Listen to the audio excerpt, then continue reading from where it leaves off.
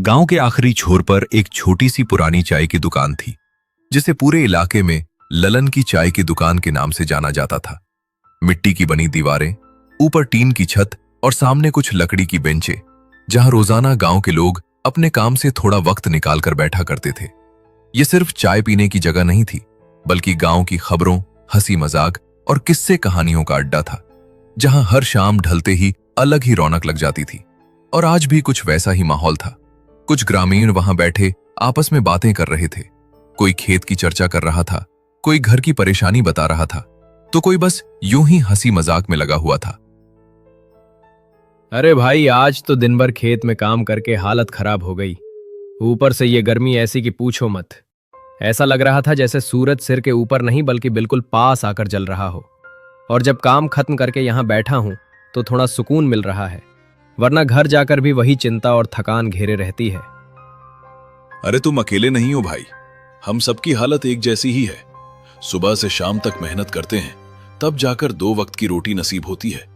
लेकिन फिर भी जब यहां आकर बैठते हैं ना, तो लगता है कि जिंदगी में अभी भी कुछ हंसी बाकी है, नहीं तो बस काम और चिंता ही रह गई है। सही कहा तुमने।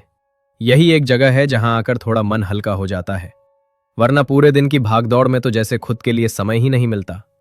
और ललन की चाय का स्वाद भी कुछ अलग ही है, जैसे थकान को ही दूर कर देती हो। तभी दूर से एक बूढ़ा आदमी धीरे धीरे चलता हुआ दिखाई देता है, और चेहरे पर गंभीरता के साथ एक सादगी झलकती है। वो कोई और नहीं बल्कि गांव के रिटायर्ड मास्टर कुबेर बाबू होते हैं, जिन्हें गांव में हर कोई इज्जत की नजर से देखता है। अरे देखो देखो, मास्टर कुबेर बाबू आ रहे हैं। आज तो मजा आ जाएगा। काफी दिनों बाद इधर दिखे हैं, चलो इन्हें भी बुलाते हैं। हाँ बिल्कुल, मास्टर जी के आने से तो माहौल ही बदल जाता है। उनकी बातें सुनने में अलग ही मजा आता है। चलो बुलाते हैं उन्हें। अरे मास्टर जी, आइए आइए, इधर बैठिए हमारे साथ। आज कुछ गपशप हो जाए। आप भी अकेले क्या करेंगे घर पर, यहां बैठकर थोड़ा समय बिताइए। अरे भाई, तुम लोग भी ना जब देखो बुला लेते हो। लेकिन ठीक है, आज सोचा थोड़ा टहल लिया जाए तो यहां तक चला आया। वैसे भी घर में बैठे बैठे मन ऊब जाता है, यहां आकर तुम लोगों के बीच बैठने से थोड़ा अच्छा लगता है। मास्टर कुबेर बाबू धीरे से आकर बेंच पर बैठ जाते हैं। ललन तुरंत उनके लिए चाय बनाकर लाता है और सब लोग फिर से बातचीत में लग जाते हैं। और मास्टर जी, आप कैसे हैं? सेहत ठीक है ना? आजकल आपको कम ही देखा जाता है। हम लोग तो सोच रहे थे कि आप कहीं बाहर चले गए। अरे नहीं नहीं, मैं यही हूं। बस अब उम्र हो गई है तो ज्यादा बाहर निकलने का मन नहीं करता। शरीर भी पहले जैसा साथ नहीं देता। लेकिन भगवान की कृपा से सब ठीक ही चल रहा है। बस समय काट रहा हूं जैसे तैसे। ये तो अच्छी बात है मास्टर जी कि आप स्वस्थ हैं, लेकिन सच बताएं तो आपके बिना यहां की महफिल अधूरी लगती है। आपकी बातें और आपके अनुभव सुनने में जो मजा आता है वो किसी और में नहीं। हाँ मास्टर जी, आप तो इतने सालों तक पढ़ाते रहे हैं। आपने जिंदगी में बहुत कुछ देखा और सीखा होगा। हम लोग तो बस यही चाहते हैं कि आप हमें भी कुछ सुनाएं, जिससे हमें भी कुछ सीखने को मिले। कुछ देर तक यूं ही इधर उधर की बातें होती रहती हैं, लेकिन तभी एक ग्रामीण अचानक कुछ सोचकर मास्टर जी की तरफ देखता है।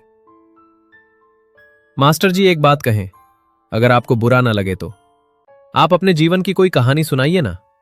ऐसी कोई बात जो आपने खुद देखी हो या महसूस की हो, जिससे हमें भी कुछ समझने को मिले और समय भी अच्छे से कट जाए। ये सुनते ही मास्टर कुबेर बाबू का चेहरा थोड़ा बदल जाता है, जैसे उन्हें कुछ पुरानी बात याद आ गई हो। उनकी आंखों में हल्की सी झिझक और घबराहट नजर आती है।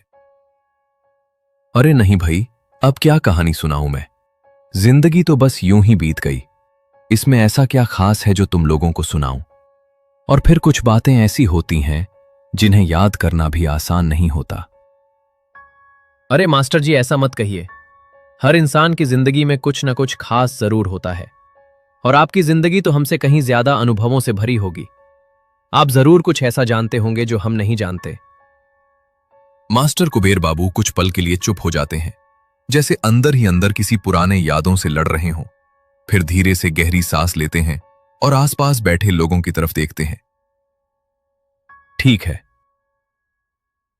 रात का समय था। सड़कें लगभग खाली हो चुकी थीं। कहीं कहीं हल्की पीली लाइट जल रही थी और दूर दूर तक सन्नाटा फैला हुआ था। शहर की भीड़ अब धीरे धीरे खत्म हो रही थी। इसी सन्नाटे के बीच चंपक अपने हाथ में थैला लिए हुए बस गांव की तरफ बढ़ रहा था। आज वह अपने ससुराल जा रहा था क्योंकि आज उसकी शादी की पहली सालगिरह थी। आज का दिन मेरे लिए बहुत खास है। पूरे 1 साल बाद मैं फिर से उसी तरह पिंकी के सामने जाऊंगा जैसे शादी के दिन गया था। इस बार मैं उसे कुछ अच्छा सरप्राइज देना चाहता हूँ। ये साड़ी मैंने बहुत सोच समझ कर ली है। उम्मीद है उसे जरूर पसंद आएगी। बस किसी तरह समय पर पहुंच जाऊं तो अच्छा रहेगा। चंपक सड़क के किनारे किनारे चल रहा था। हल्की हवा चल रही थी लेकिन गर्मी अब भी बनी हुई थी। दूर कहीं कुत्तों के भौंकने की आवाज आ रही थी। वो अपनी चाल तेज कर देता है, तभी अचानक उसका मोबाइल फोन बजने लगता है। रात के उस सन्नाटे में फोन की आवाज थोड़ी तेज लगती है। अभी मैं उसी के बारे में सोच रहा था और उसका फोन भी आ गया। जरूर पूछ रही होगी कि मैं कहां तक पहुंचा हूं। उसे हमेशा जल्दी रहती है जानने की कि मैं कहां हूं और कब पहुंचूंगा। चलो बात कर लेता हूं। कहाँ हो आप अभी तक? आपने कहा था कि जल्दी निकल जाओगे, लेकिन अभी तक पहुँचे नहीं। यहाँ सब लोग पूछ रहे हैं कि आप कब तक आएंगे और मुझे भी चिंता हो रही है क्योंकि रात का समय है और रास्ता भी खाली रहता है। मैं रास्ते में ही हूँ, गांव की तरफ जा रहा हूँ। थोड़ा काम में फंस गया था इसलिए निकलने में देर हो गई, लेकिन अब मैं सीधा तुम्हारे पास ही आ रहा हूँ। ज्यादा देर नहीं लगेगी, तुम चिंता मत करो। आप हमेशा यही कहते हो कि देर नहीं लगेगी, लेकिन हर बार लेट हो जाते हो। आज का दिन खास है, इसलिए मैं सुबह से ही आपका इंतजार कर रही हूँ। आप जल्दी आ जाओ तो अच्छा रहेगा। मुझे पता है आज का दिन कितना खास है और मैं इसे भूल ही नहीं सकता। रास्ता थोड़ा लंबा है इसलिए समय लग रहा है, लेकिन मैं कोशिश कर रहा हूँ कि जल्दी से जल्दी पहुंच जाऊं। तुम बस इंतजार करो। ठीक है, लेकिन ध्यान से आना। रात का समय है और रास्ते में ज्यादा लोग भी नहीं मिलते। फोन अपने पास ही रखना और बीच बीच में कॉल करते रहना। तुम चिंता मत करो, मैं बिल्कुल ठीक हूँ और ध्यान से ही आ रहा हूँ। रास्ता मुझे पता है और मैं संभल कर ही चल रहा हूँ। तुम बस तैयार रहना। दोनों कुछ देर तक बात करते रहते हैं। फिर अचानक पिंकी को कुछ याद आता है। अरे सुनो, एक काम करना, जब तुम यहाँ आ रहे हो तो रास्ते में कल्लू भैया की दुकान पड़ेगी। वहाँ से थोड़ी मछली लेते आना। घर में सब लोग हैं तो सोचा अच्छा खाना बनाया जाए। ठीक है, मैं कल्लू भैया की दुकान से मछली ले लूंगा। अच्छा हुआ तुमने याद दिला दिया, वरना मैं सीधे ही आ जाता। अब मैं वहां रुककर मछली लेकर ही आगे बढ़ूंगा। ठीक है, जल्दी आना और ज्यादा देर मत करना। मैं इंतजार कर रही हूँ। इतना कहकर फोन कट जाता है। चंपक फोन वापस जेब में रखता है और आगे बढ़ने लगता है। रात अब और गहरी हो चुकी थी। सड़क पर दूर दूर तक कोई दिखाई नहीं दे रहा था।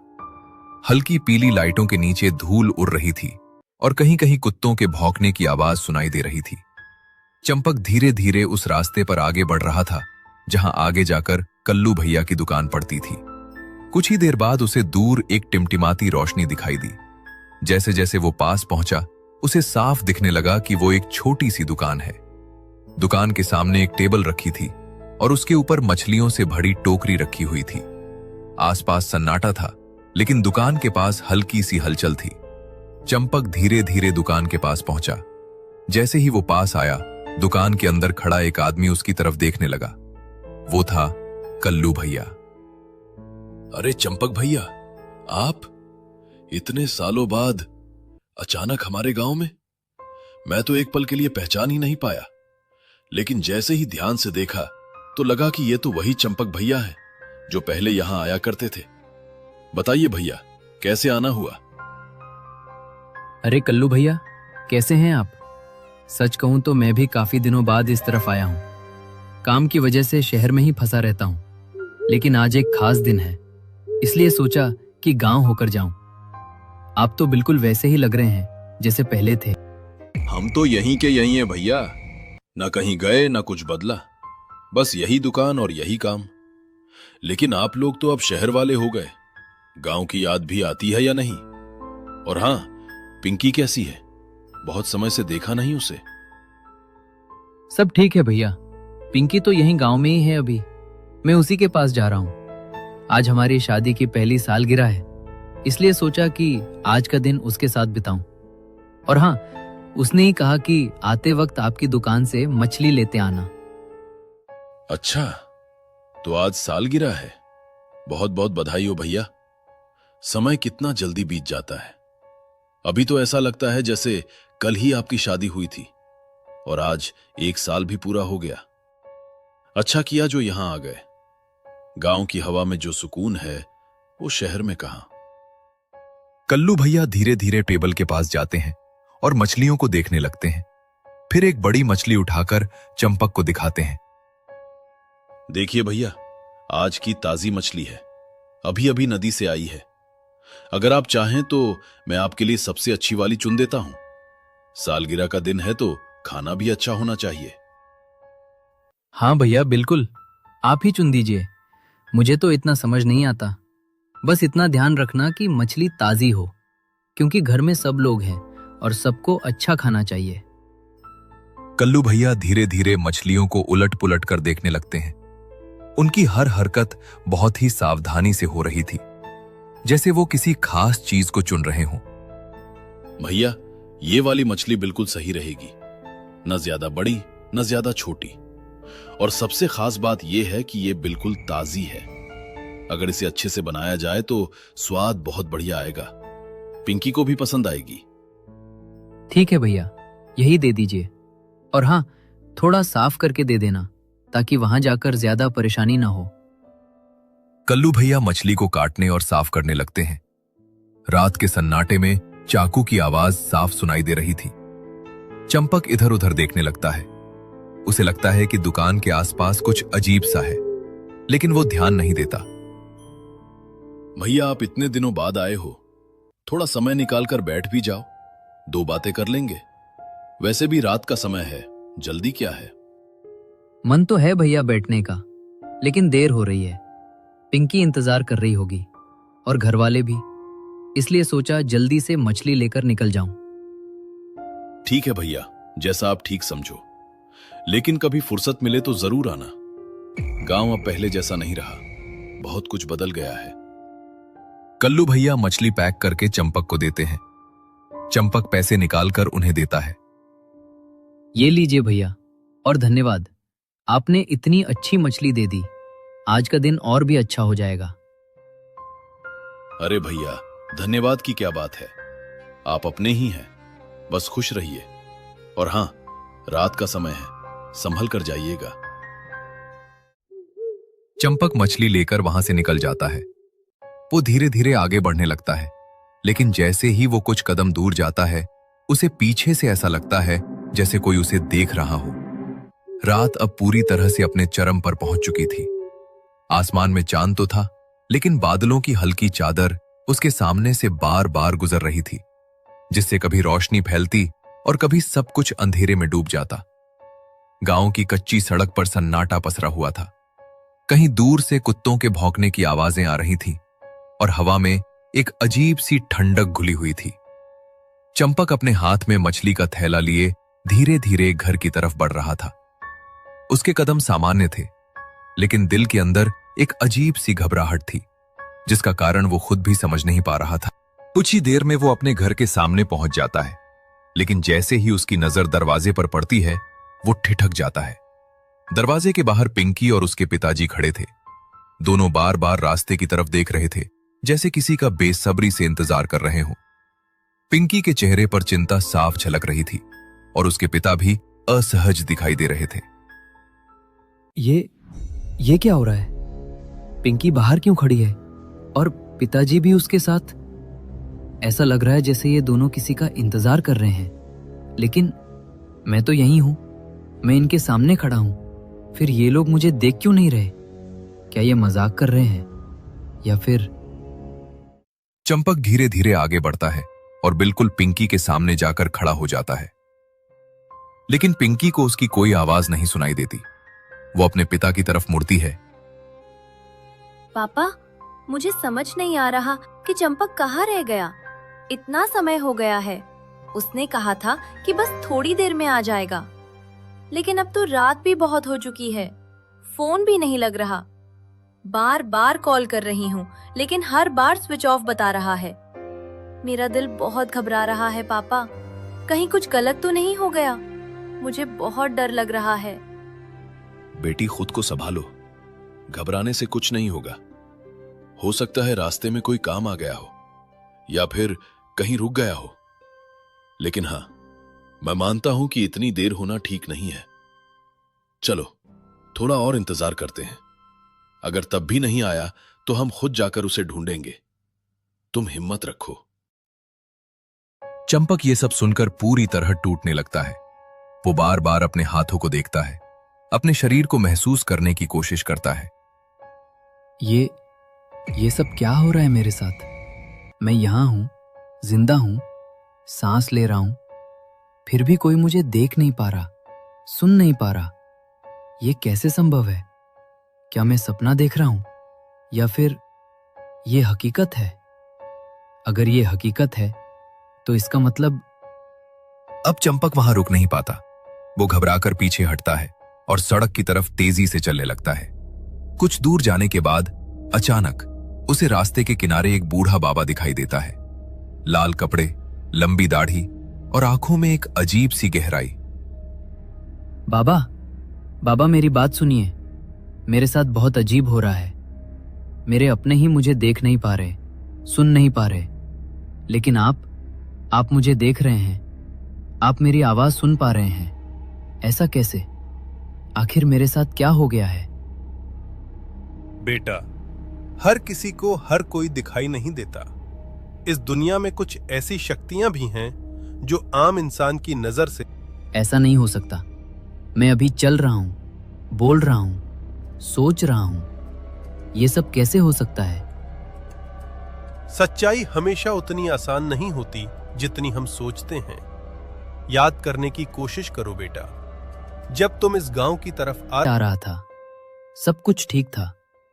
फिर हाँ, मुझे याद आ रहा है, मेरे पीछे 2 आदमी चल रहे थे।